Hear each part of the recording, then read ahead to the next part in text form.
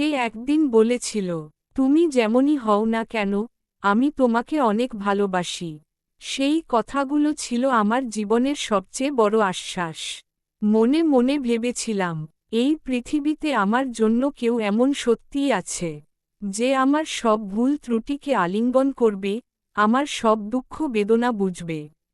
কিন্তু আজ, সেই মানুষটাই আমার চোখের সামনে, আমার ছোট ছোট ভুলগুলোকে বারবার তুলে ধরে, অবিরাম খোঁজে আমার দোষের ছায়া, যেন আমার ভালোবাসার আর কোনো মূল্য নেই তার কাছে।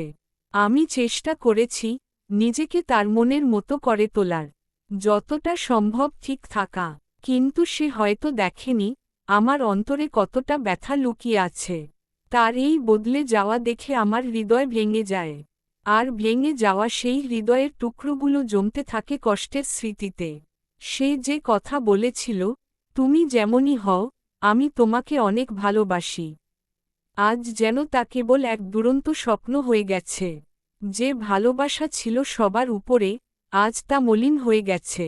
আমার ভুল ত্রুটিগুলো তার কাছে পাহাড়ের মতো বড় হয়ে দাঁড়িয়েছে এখন। আর সে ফিরে আসে না আমার কাছে সেই আগের মানুষ হয়ে, যিনি আমার ভালোবাসাকে কোনো শর্ত ছাড়াই গ্রহণ করত। তবুও, আমার হৃদয়ের কোনো এক কোণে, আমি আজও সেই কথাগুলোকে আঁকড়ে ধরে রাখি।